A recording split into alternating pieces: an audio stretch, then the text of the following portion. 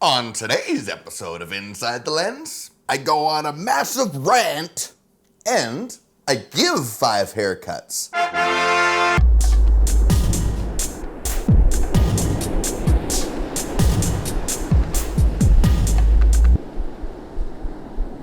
Welcome to episode 3 of Inside the Lens. My name is Jesse Martineau of lightscameradad.com. If you haven't been to lightscameradad.com, I recommend you do it. It will change your life.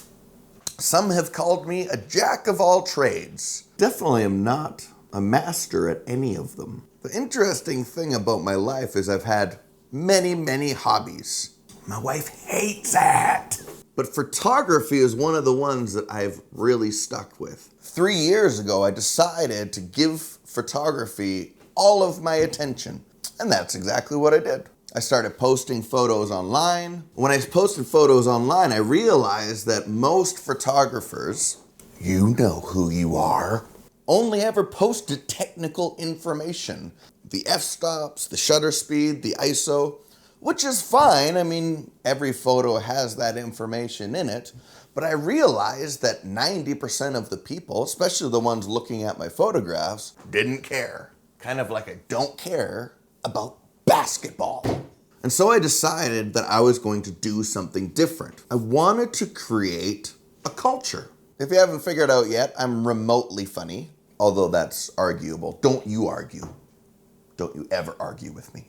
And I wanted people to see what kind of was inside of me. And so I handed out scalpels to everybody and x-ray machines. I wanted to show people what made me tick. And humor is a big part of my life. I love to laugh, as many people do. And so I decided that every single photo I would write a story. Now the story, if you've read them before, doesn't always line up with the actual image. I didn't care. I didn't care because it wasn't actually about a correlation between the words that I was writing and the picture I took. To me, a picture speaks for itself, and you can come up with a great idea for what it's about. But I wanted to add extra value to my photographs. And so I started writing 4 sentences about something kind of crazy.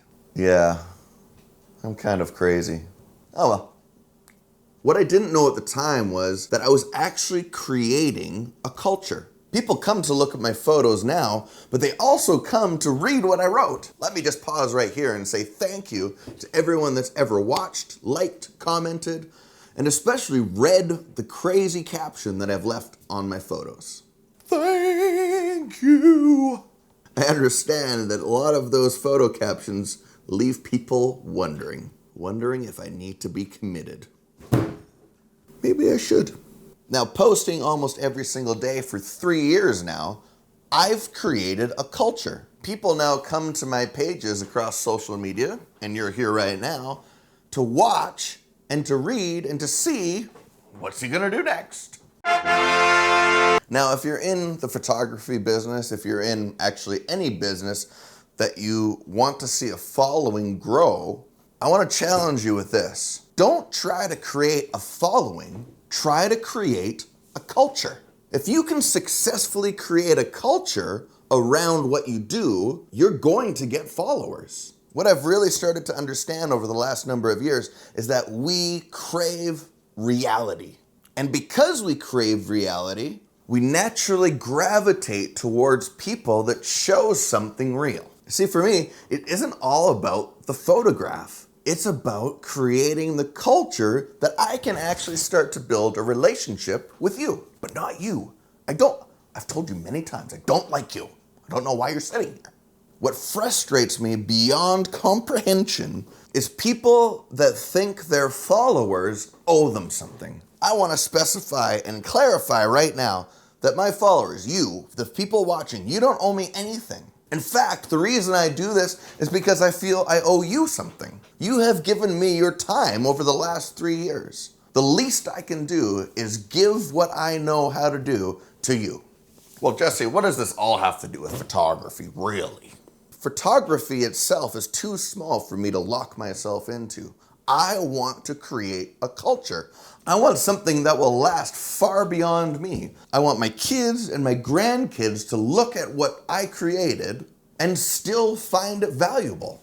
If we all tried to create a culture, something that actually had value versus something I'm trying to sell you. Now I understand that if I create a culture, it allows you to trust me more. And I'm also aware that in the long run, if you trust me, you are going to be a lot more likely to think of me when you need my services. Like how to grow a beard. I get so frustrated when I find people that treat their followers like they're mindless sheep. I don't want to ever do that. Now here's the kicker. If you really want to create a culture, I'm talking to everybody that's running any kind of business whatsoever. If you really want to create a culture, you need to listen to the people around you. For example, I ask people all the time, of all ages, what do you think of this? What do you think of this video? What do you think of this photo? What do you think about what I wrote? And now I can hear people saying, you should never care what people think about you. Well, if people are being negative towards you and trying to hurt you, sure, don't care. But if you're trying to create a culture, if you're trying to sell something specifically, you better listen to the people because they're the ones that you want the money from. Fortunately for me, the vast majority of people love the craziness that comes from this. Except you. How many times? Allow people to evaluate you. I know sometimes it's not nice getting a negative comment, and yeah, people could be nicer, but listen to what they're saying. If they have a legitimate concern, if they have a legitimate comment, if they think that you've done something that isn't great, listen to it. If you can allow yourself to be shifted, don't hold on so tight that you can't let go and try something new, then you can actually start to create a culture. Finally, don't create a culture that is going to make you look bad in 20 years. Create something that can last. Create something that you're proud of. Create something that your family will be proud of, your kids and your grandkids. If you can do what you do well, then you will be willing to create a culture around what you do. Where's the next 3 years take me? If I can start to create this culture now, who's to say? Honor people, care about people, respect people, love people.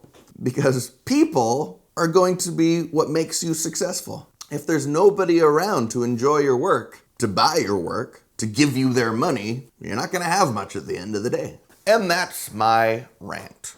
Rant complete. Well, that's a nice plant. And now, believe it or not, I also give haircuts. Here's 5 of them. Jackson. What? What are you getting done right now? You getting a haircut? Haircut number 1. Hit it. Haircut number 2. Say something funny. No? This is haircut number 3. Why do you guys all smell like a wet dog when I get your hair wet? We do? Yeah. Haircut number 4. Number 5. Put it down. Are you excited about this? No. Well, there it is. All the hair from 5 children. My job is done for another 4 months. Thanks for watching Inside the Lens episode 3. On the next episode, I'm going to talk about a recent trip I just went on. In conclusion, remember this, that if you want to be successful, you need to create a culture. Don't just create a following. Don't worry about the numbers. If you can create something truly worthwhile, the numbers will come. Don't worry about it. Until next time, everyone, keep clicking.